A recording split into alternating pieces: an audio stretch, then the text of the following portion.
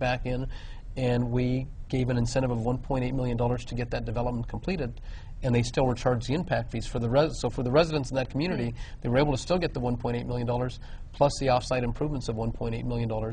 So both Councillor Vice President Jones and I sponsored the last legislation for the moratorium.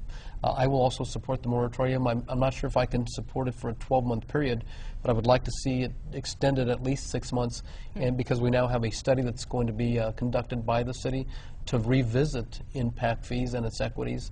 So I think that needs to be looked at, studied, and then a decision needs to be made by the council. Nicole, I think one of the things that we need to look at on impact fees, because it is a very hot subject, one that unfortunately a good number of the people who weigh in on it don't really know what it is. It doesn't affect, it isn't just paid by developers. You know, there's a young man who has a body repair shop on the west side. His business is going reasonably well. What he would like to do is add another bay. It's him. He's not a developer. He is a small business owner. But to expand and add one more bay is going to cost him an additional $20,000 to $40,000 in impact fees. And the impact that that one bay will have on the road system, the water system, schools is zero. And yet the city is set up to collect that kind of an impact fee. So I think what we're really looking at as a city council is revisiting the entire impact fee legislation.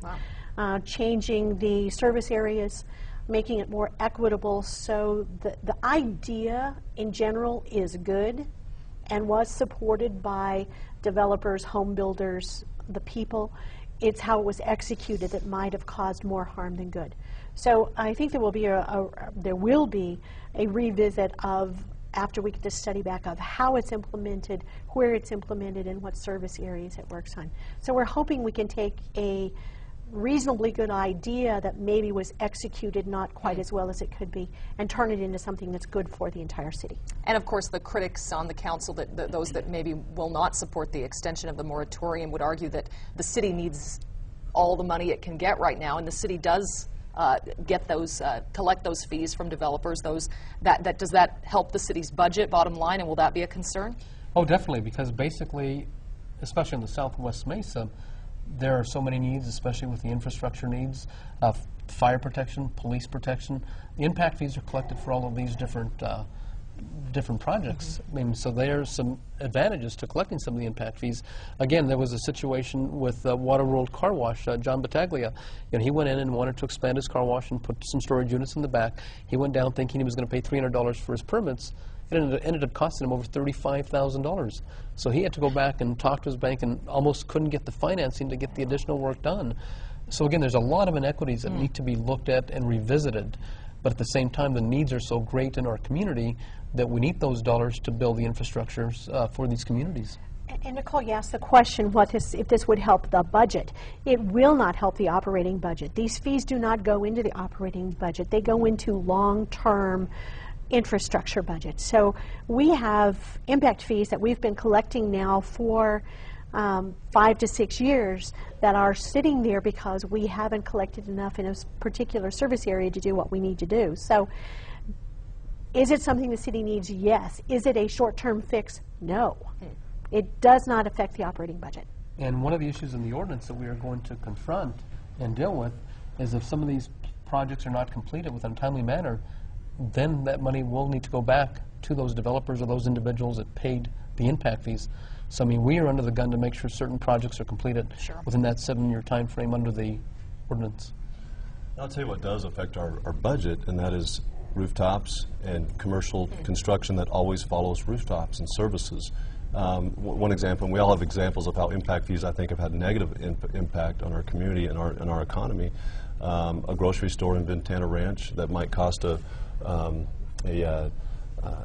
company maybe another $200,000 in impact fees, to say, well, maybe we'll go to Los Lunas, maybe we'll go to Rio Rancho, maybe we'll go somewhere else where there might be a need where we spend less money, we can invest that more in jobs, invest it more in products. And so we're affected by it, I think, in a lot of negative ways.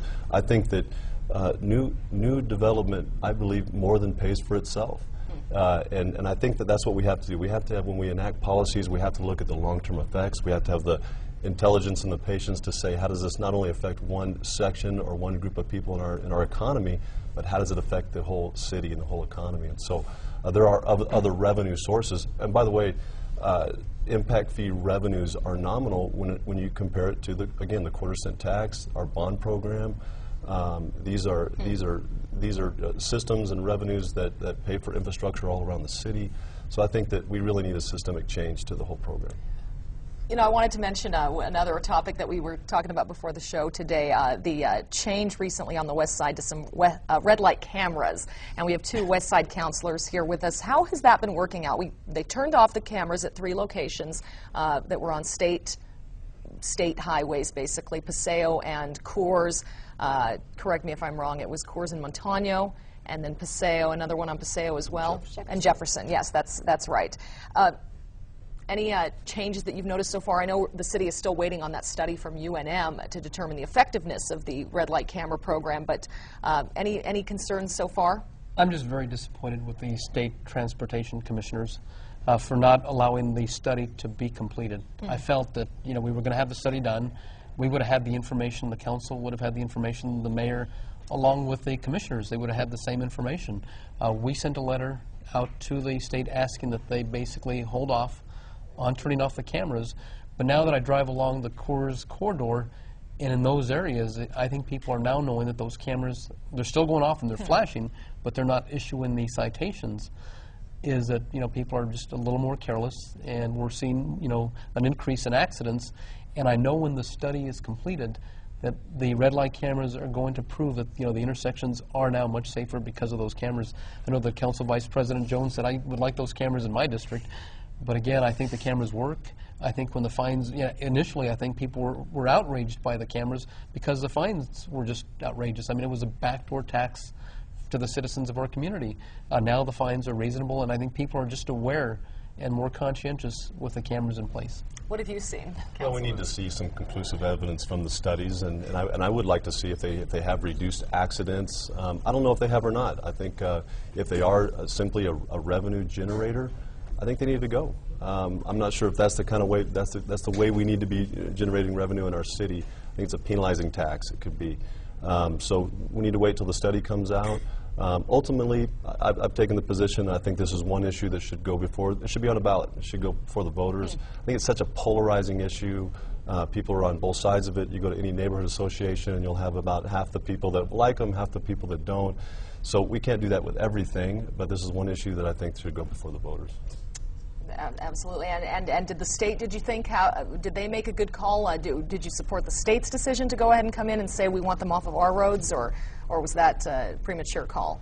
I think it could have been premature, but they had some reasons for doing that. I think a good point was made that if they were going to take those away, that were they going to be able to provide the resources that we need to be able to make sure that those intersections are safe. And would they pay back maybe the fees that people have had? If they found out that some reason they weren't Sure. supposed to be there, then maybe they should help pay back some of the violations that were charged. Because Opens of it. up a whole new issue. And you want to take those cameras for the I east would side? like to have them on the east side. We have a couple intersections in District 8 that the traffic is unbelievably fast. We found that we put up the portable speed limit signs, and it certainly has an effect for about a block after they go past them. But I believe anything we can do to slow down the drivers in the city of Albuquerque, the better off we're going to be. I would support a resolution for all the cameras in District 5 to go to. Well, thank you. I want to thank Councilor Lewis, Dan Lewis, Trudy Jones, and Ken Sanchez. Thank you all for being here this morning. Thank you. And join us next week. We'll be back for another Eye on New Mexico.